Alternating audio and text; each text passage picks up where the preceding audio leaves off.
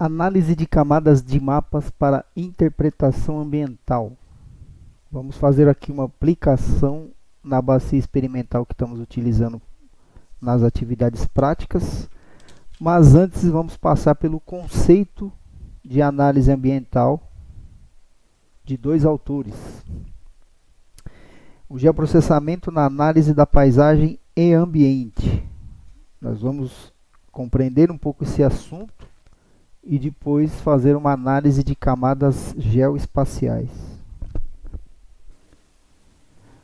Primeiramente, vamos entender o conceito do método do geoprocessamento no zoneamento ecológico-econômico proposto pelo professor Edson Crepani, do Instituto Nacional de Pesquisas Espaciais. O professor Crepani propõe o uso do sensoriamento remoto como um caminho para análise ambiental e promoção de um zoneamento ecológico-econômico. Ele propôs isso em 2001, ficou bastante conhecido por essa proposição, e vamos utilizar aqui. Vamos entender primeiramente. Ele segue o conceito de análise ambiental proposto por Jean Tricart, que esteve no Brasil a serviço do IBGE por um tempo e propôs alguns conceitos de análise da paisagem. O professor Crepani propõe então que, por meio de sensoriamento remoto, entenda-se também geoprocessamento decorrente disso, poderíamos fazer uma análise da descrição das paisagens e a interpretação do ambiente. Então ele pensa que o sensoriamento remoto deveria ser usado para melhorar a descrição das paisagens e o conhecimento do nosso ambiente. Uma porção perceptível a um observador, onde se inscreve uma combinação de fatos visíveis e invisíveis, em interações, as quais num dado momento não percebemos senão num resultado global, denomina-se então a paisagem ambiental. Essa é a proposição máxima aí do professor Tricart. Então, integrando características da unidade de paisagem natural, é possível a gente fazer uma aplicação de princípios da ecodinâmica, que estabelece uma gradação entre a morfogênese, que são aqueles ambientes onde prevaleceriam, portanto, processos erosivos que modificariam as formas do relevo, consequentemente, a paisagem, e a pedogênese. Ao contrário, seriam aqueles lugares onde prevaleceriam as formações de solos. Então, num ambiente há um processo de perda e num outro acúmulo de material. O princípio dessa integração.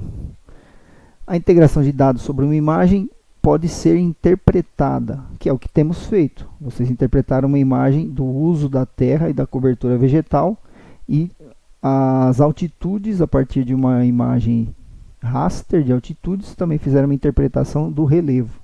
Geramos um produto simples, que é a declividade, mas não deixa de ser uma forma de interpretar o terreno, né? A identificação de unidades territoriais básicas seriam, então, a partir daí, divididas em duas categorias. Unidades de paisagem natural, que corresponde àqueles elementos da natureza fundamentais, como relevo, drenagem, vegetação nativa, né, cobertura vegetal natural, geomorfologia, pedologia, climatologia. São aqueles elementos da paisagem que a ação antrópica não interfere diretamente. Ele é um fenômeno constituinte da paisagem. E os polígonos de ação antrópica, esses sim seriam feições da intervenção humana na paisagem. Então, combinando esses dois elementos, é possível fazer uma análise ambiental. O método do professor Tricart, e que o Edson Crepani reformula no contexto do geoprocessamento, propõe como elemento fim a elaboração de uma carta de vulnerabilidade natural à erosão. Então, passando por trabalhos de fotointerpretação, por mapeamento de unidades da paisagem natural, através dessa interpretação e através de outros elementos, por exemplo, auxílio de cartas topográficas, ou outros instrumentos, por exemplo, imagens de radar. Então, integrando esses elementos para a interpretação da paisagem, o Crepani propõe que 21 classes de vulnerabilidade à erosão seriam possíveis de serem interpretadas e delimitadas. Dentro dessas 21 classes que ele propõe, seria possível detectar então onde haveria aqueles processos de formação, ou seja, pedogênese, onde seriam aquelas regiões intermediárias, onde não predomina nem a pedogênese nem a morfogênese, e os ambientes de morfogênese, o predomínio da morfogênese. Como eles são processados em ambiente computacional por meio de sensoriamento remoto e geoprocessamento, o resultado são resultados numéricos, são interpretações numéricas desses processos. E aqui temos um pouco desta produção, dessa elaboração. A carta de vulnerabilidade, então, que o professor Crepani propõe, resultaria, então, em unidades estáveis, intermediárias e instáveis, relacionados a esses valores aqui. Então, esse método integra elementos de geologia, elementos de geomorfologia, pedologia, vegetação e climatologia. Aqui tem um quadro sintético, mas o método do professor Crepani está disponível na internet, na íntegra, lá no site do INPE, onde você pode ter maiores detalhamentos, se você acessar aquele documento, sobre como cada um desses elementos da paisagem integram o sistema de análise ambiental que ele propõe. Aqui é um fluxograma de como o trabalho é coordenado. Então, um mapa, vamos considerar o termo mapa como um fator, né, de inserção de variável no sistema que ele propõe. Então, vamos considerar um mapa como o input de dados. Então, seria um mapa de clima, um mapa de geologia, de geomorfologia, pedologia, vegetação e uso da terra, de uma determinada porção do terreno, resultaria numa análise da paisagem natural. Como chegaria a isso? Ancorado pela interpretação em sensoriamento remoto e delimitação de unidades territoriais básicas. Então, por meio de interpretação e integração desses elementos, seria possível delimitar unidades territoriais básicas, resultando numa carta de vulnerabilidade. Na outra vertente, então aqui seriam os elementos naturais da paisagem. Na outra vertente da análise, que seria a interferência humana ou antrópica, vamos colocar aqui HUM de humano, né? Aquelas interferências humanas na paisagem decorreriam então da produção de vias de circulação, presença de cidades e povoados, as próprias divisões territoriais e limites territoriais, elementos socioeconômicos, né, trazendo informações a respeito do potencial natural para exploração, potencial produtivo, potencial institucional e o potencial humano na alteração da paisagem, integrando todas essas camadas de informação, planos de informação, seria possível uma carta do potencial social econômico, que seria então aquelas características que colocam uma paisagem natural em condição de vulnerabilidade, né? Integrando então os elementos humanos, que é o que está em azul, com os elementos da paisagem, que está em bege aqui, seria possível alcançarmos uma interpretação mais detalhada da paisagem por meio da elaboração de uma carta de sustentabilidade do território e assim propor medidas de intervenção ali, fazendo alterações e intervenções na legislação, fazendo uma produção de cartas de risco e de restrições de uso, todo esse conjunto de trabalhos e metodologias seria então a visão completa do método proposto por Crepani, respaldado nos princípios conceituais de Jean Tricard. Como que chegaria a uma carta de vulnerabilidade? É uma equação muito simples, simplesmente somando linearmente cada um dos elementos e dividindo pelo número de temas em abordagem.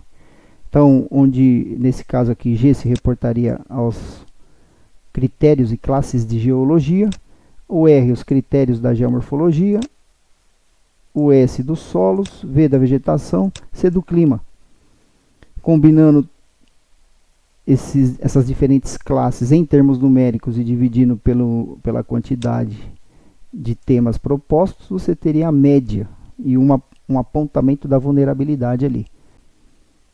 O resultado final é uma representação da vulnerabilidade de acordo com níveis de cores aplicado aos valores resultantes. Então, cada unidade territorial delimitada num mapa teria uma correspondência a uma média de valores naquele território. Se os valores se aproximam de 3, representa alta vulnerabilidade. Se eles ficam em valores baixos, próximos de 1, significa maior estabilidade, onde predominaria aqui então processos erosivos no 3 e processos de acumulação e estabilidade no 1. Ele propõe inclusive uma sequência de cores de legenda para aplicar. Exemplo de como esse método já foi aplicado em diversas circunstâncias, tem muito artigo a respeito disso, e aqui eu vou trazer apenas um exemplo que foi o uso de técnica de sensoriamento remoto e geoprocessamento na proposta de um mapa de ordenamento territorial do município de Paragominas, no estado do Pará. Então, Paragominas está aqui, ó, na porção nordeste do estado do Pará, tem esse território. Esse é um artigo que saiu no Simpósio Brasileiro de Sensoriamento Remoto, o 12º simpósio, que ocorreu em 2005. E foi apresentado lá esse resultado. Então, os autores pegaram aquela ideia do fluxograma proposto pelo Crepani e adaptaram à realidade do município de Paragominas. Produziram cartas de geomorfologia, geologia, solos, refinaram a escala desses mapas, né, melhorou a visualização das feições, o detalhamento das feições territoriais dessas 3 camadas na escala 1 para 100.000. Veja que os mapas ficaram mais detalhados e todos num mesmo padrão de detalhamento. Feito isso, eles iniciaram o processo de combinação dos resultados. Aqui você tem os mapas da geomorfologia, geologia e solo, que correspondem à paisagem natural, mas não tem aqui, nesse conjunto, nessa trinca aqui, o mapa que poderia corresponder aos polígonos de ação antrópica, que seriam os polígonos de uso da terra e cobertura vegetal. Eles produziram esse mapa, como vocês podem ver aqui, e fizeram uma integração, passando por essa ideia das setas aqui, né, esse processo aqui de integrar essas unidades ambientais da estrutura física da paisagem com os polígonos de uso da terra e cobertura vegetal. Feita a combinação, o resultado final é esse mapa aqui. Como é possível ver na legenda, o resultado aqui é um mapa de uso sustentado, ou melhor, uso sustentável, né? Eu entendo o que eles querem dizer aí. Perceba que nesse processo que eu expliquei para vocês aqui em poucos minutos, é um processo que não é tão simples na prática, ele tem o geoprocessamento como uma âncora fundamental e o sensoriamento remoto, e um dos critérios fundamentais é a atribuição de pesos de importância para cada mapa que é considerado na análise ambiental. Tem um outro autor, que é o professor Jurandir Sanches Ross, que eu tive o privilégio de ter sido meu orientador em TCC1 e fiz 3 disciplinas sobre a batuta dele.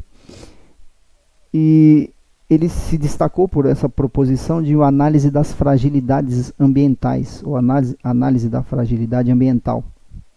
O que o professor Jurandir Ross propõe não é muito diferente do que o professor Crepani propõe, porque a base dos dois é praticamente a ideia conceitual de Jean Tricart, embora o professor Jurandir Ross também utilize alguns autores russos.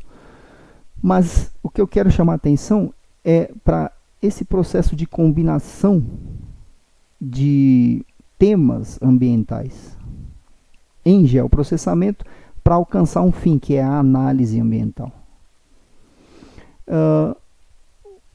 O professor Ross propõe, no caso, que a interpretação do relevo pode advir de uma verificação das classes de declividade. Perceba, ele propõe aqui que classes baixas de declividade contêm um potencial de fragilidade muito fraco e classes de declividades alta um potencial de fragilidade muito forte. E entre esses dois extremos ele propõe níveis intermediários, que seriam potencial fraco, médio, forte. É claro que respaldado em classes definidas de declividade, para argumentar isso. Onde ele coloca aqui, se as declividades variam de 0 a 6%, o potencial de fragilidade pode ser atribuído um valor, um peso de importância 1. Aquelas classes que variam entre 6 e 12%, 2, 12 a 20%, 3, 20 a 30%, 4 e acima de 30%, 5. De onde ele tirou isso? Aleatoriamente? Certamente não. Ele analisou muita documentação e muita produção científica para atribuir esses pesos. E é um peso praticamente consolidado atualmente na análise da paisagem no que diz respeito a processos de erosão e de estabilização. Com relação ao tema solo, aqui no caso é o exemplo dessa aplicação dos valores aos tipos de solo. Então, solos do tipo roxo, latossolo vermelho escuro, com textura argilosa, que são solos bastante consistentes, o peso é baixo, porque a possibilidade de erosão é baixa. No outro extremo, solos podizolizados, com cascalho, litólicos ou areias quartzosas, que promovem um tipo de solo bastante inconsistente, com incoerência, né? É atribuído a eles um peso maior de fragilidade. E dentro de um conjunto de temas, que eu não vou cobrir todos eles aqui, porque ainda o professor vai dizer sobre o clima, sobre a geologia, ele também integra o uso da terra e a cobertura vegetal. E aqui eu quero chamar a atenção, porque eu quero utilizar esse critério na nossa aula prática.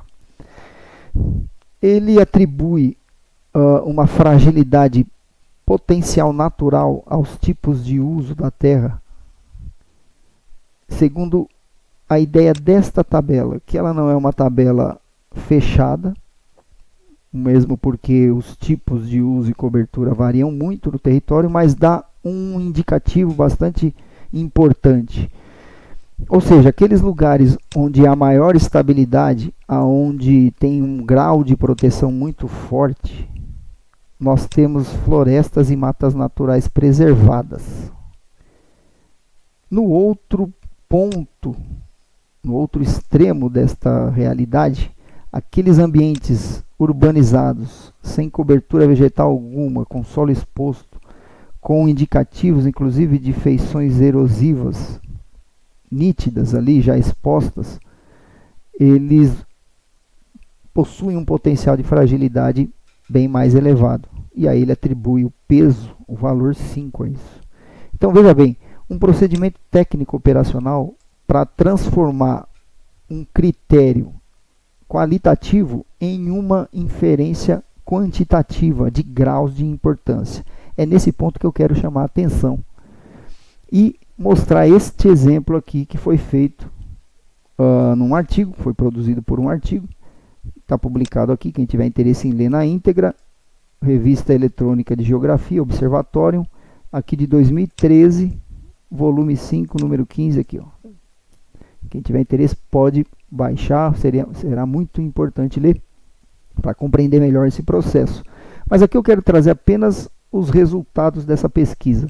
Eles fizeram uma aplicação desse método do professor Jurandir Ross, que seria da fragilidade ambiental, aplicada à bacia hidrográfica do Ribeirão São Bento da Ressaca do município de Frutal, Minas Gerais.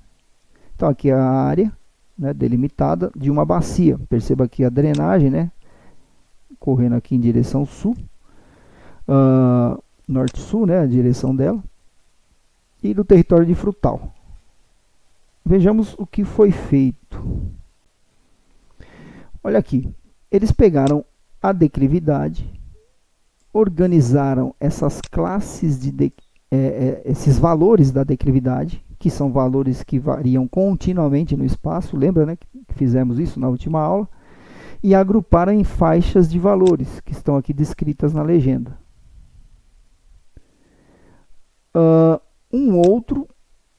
Uma outra camada de informação, um outro mapa que se reporta aos solos da mesma bacia.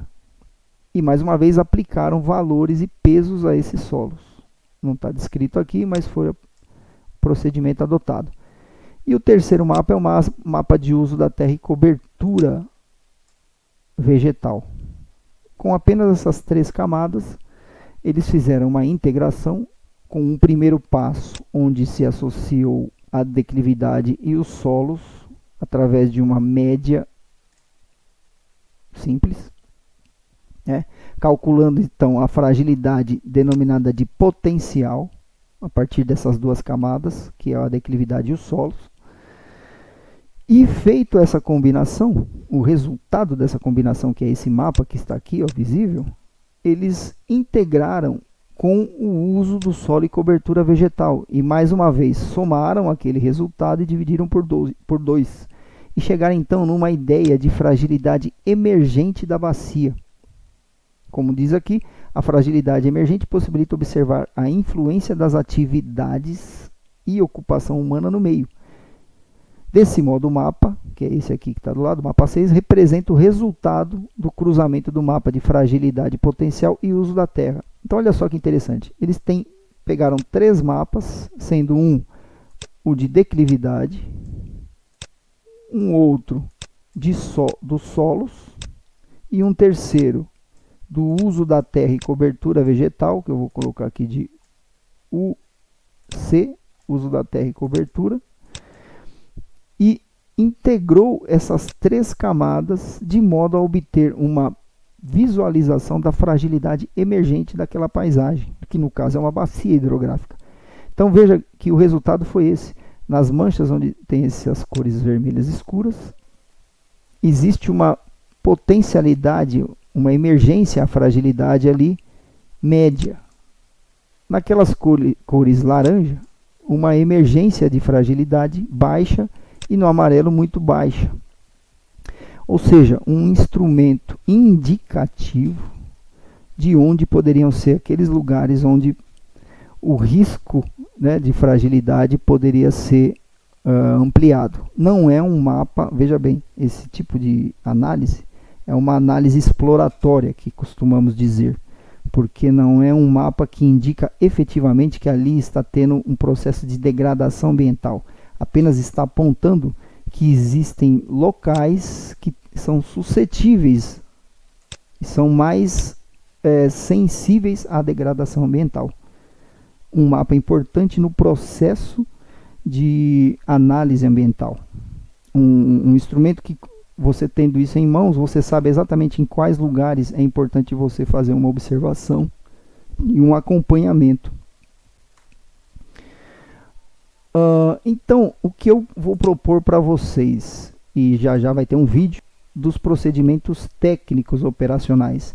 É que nós utilizemos aquelas camadas que nós temos na nossa base de dados da disciplina, que é o mapa de declividade e o mapa de uso da terra, e façamos uma aplicação na bacia experimental que estamos utilizando.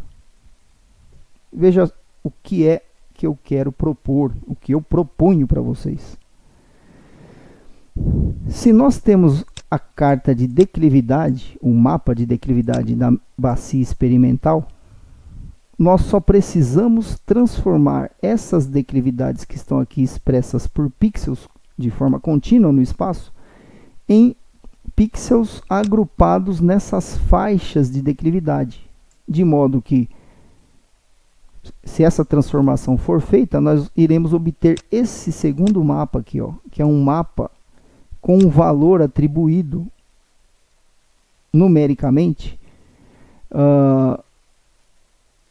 variando de 1 a 5 níveis, como proposto pelo professor Jurandir Ross. Percebe?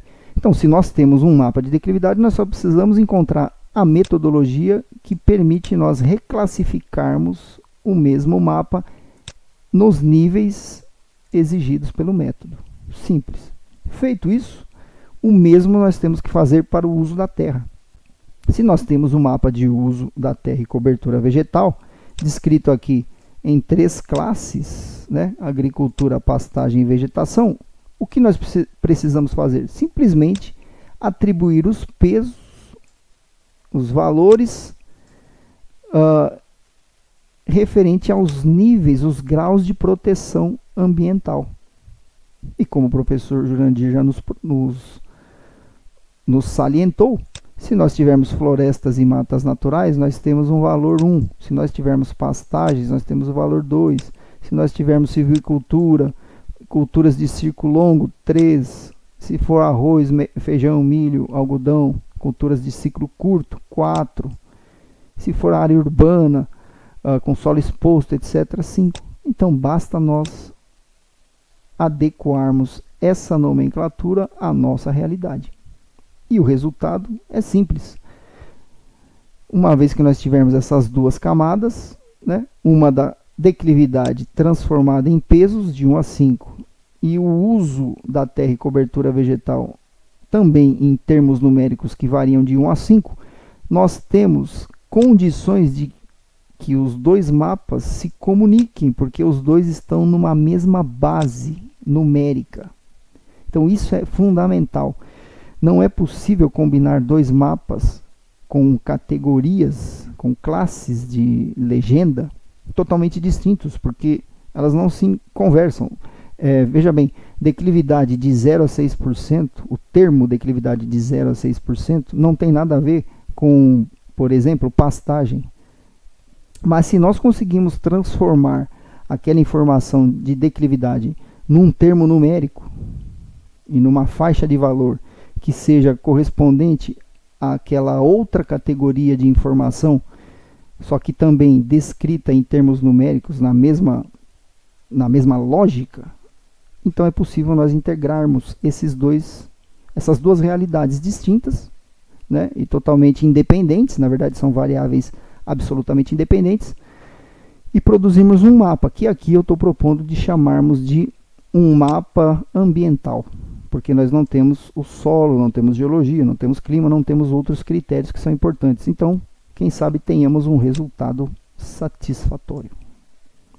Então, basta somarmos esses 2 mapas, uma vez que nós obtivermos, e dividir por 2. E o resultado será algo assim. Então, esse é o objetivo da aula de hoje, da parte prática. Eu trouxe um pouco de conceito, mas nós vamos valorizar a prática mais adiante.